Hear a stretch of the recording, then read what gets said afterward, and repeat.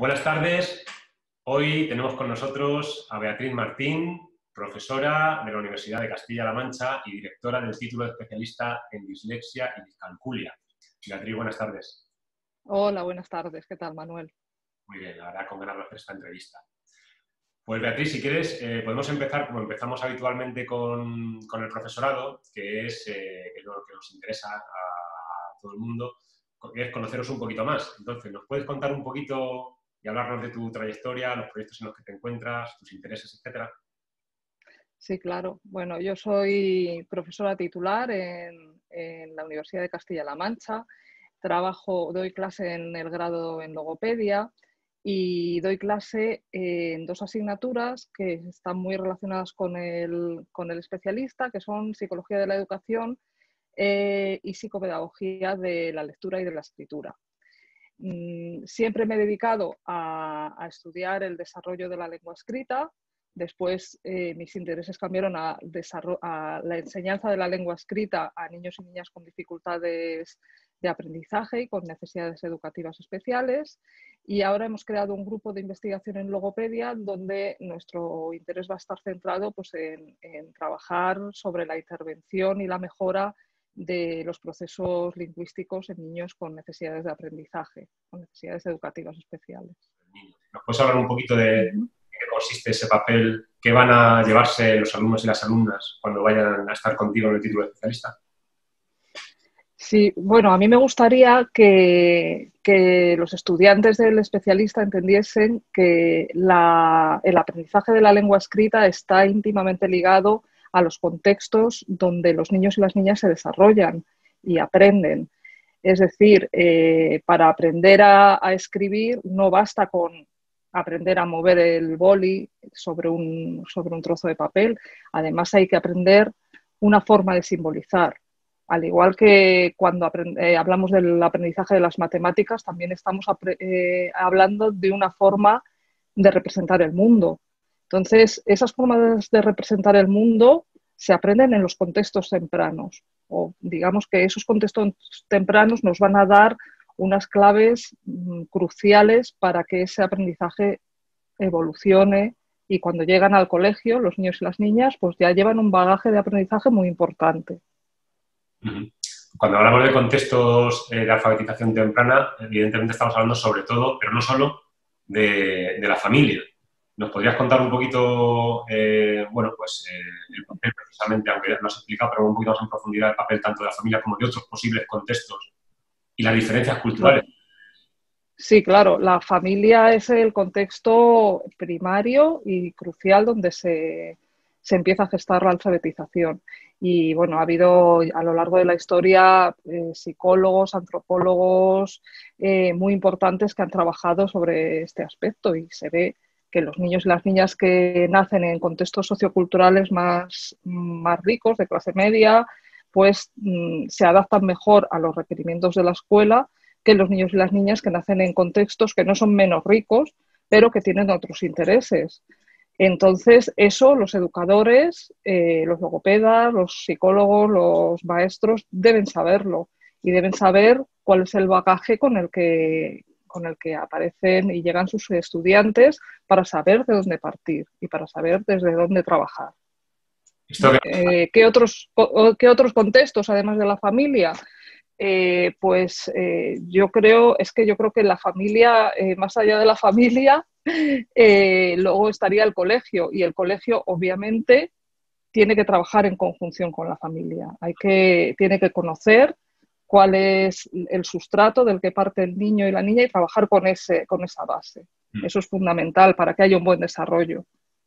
Pues es que estaba pensando sobre todo en aquella investigación que llevasteis a cabo, David Poveda y tú, hace ya unos cuantos años, donde estuvisteis explorando precisamente la alfabetización en contextos religiosos de los niños y niñas gitanas, si no recuerdo, en Talavera y en Cuenca, y además fue muy interesante. Yo tuve también la oportunidad de participar, de iniciar una investigación precisamente con vosotros en ese estudio, y era interesante ver precisamente cómo el uso que se le daba a la lectura y la escritura en distintas prácticas sociales, pues variaba o era particular, pues en este caso, por ejemplo, de las prácticas evangelistas. Entonces, sí, Sí. Evidentemente, en general, como tú dices, y yo solo comparto, la familia y la escuela son los contextos fundamentales y a veces se nos crean otros contextos que es necesario comprender y que son significativos. Pensaba un poquito ahí. Sí, sí, las prácticas vernáculas, ¿no? Que se llaman.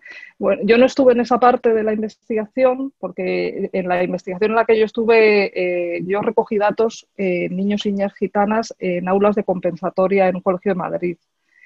Y me centré sobre todo en cuáles eran las prácticas que se desarrollaban en esas aulas y cuáles eran las competencias que tenían los niños y las niñas gitanas que no eran valoradas por el colegio.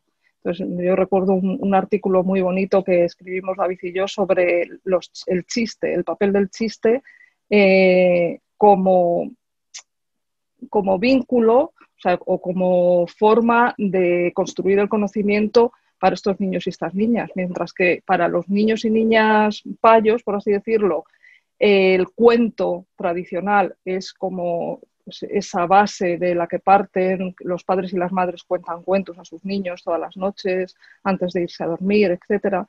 Eso no pasa en la cultura gitana de una forma tan frecuente.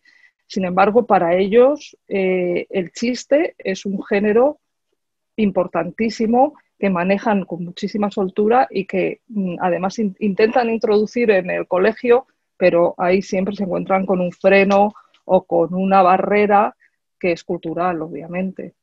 Entonces, nosotros planteábamos que si supiésemos partir del chiste como género y vincular eso con los conocimientos de la cultura gitana, con los conocimientos de la escuela paya, pues a lo mejor se podría profundizar más en la alfabetización de estos niños y de estas niñas. Muy bien, pues hemos estado explorando un poquito quién es Beatriz Martín, hemos estado explorando cuál va a ser su papel como docente dentro del título de especialista y yo creo que por último, si quieres, para terminar la entrevista, podrías dirigir unas palabras a las personas que ahora están en el proceso de intentar elegir un posgrado para el año que viene y tienen esas opciones, no saben por cuál decidirse. Entonces, ¿por qué piensas tú o qué le dirías a las personas que se encuentran en esa situación? Porque tendrían que apuntarse en dislexia y calculia. Bueno, yo si hubiese acabado de terminar logopedia o psicología o magisterio, no me lo pensaría dos veces, porque creo que los planes de estudio de estos grados todavía no han sabido incorporar los conocimientos para intervenir de forma adecuada tanto en la dislexia como en la discalculia. Y son dos dificultades de aprendizaje que minan el desarrollo académico de un niño o de una niña. Entonces, el saber intervenir en ellas de forma temprana y de manera eficaz es importantísimo. De hecho, hay muchísimas familias reclamándolo, desde todas las asociaciones de dislexia se está reclamando que los profesionales sepan intervenir de manera eficaz en estas dificultades. Pues Beatriz, muchísimas gracias por este ratito que hemos pasado, aunque nosotros nos vemos más habitualmente. Yo también animo a que la gente, por lo menos, busque la información, nos siga en redes, visite nuestra página web y ahí verá un poco qué hablan de nosotros, qué profesores van a venir. Tenéis los vídeos también de YouTube donde podéis irnos conociendo poquito a poco. Así que muchísimas gracias, Bea, por estar. Gracias a ti, Manuel, un beso. Un beso. Hasta pronto. Hasta luego.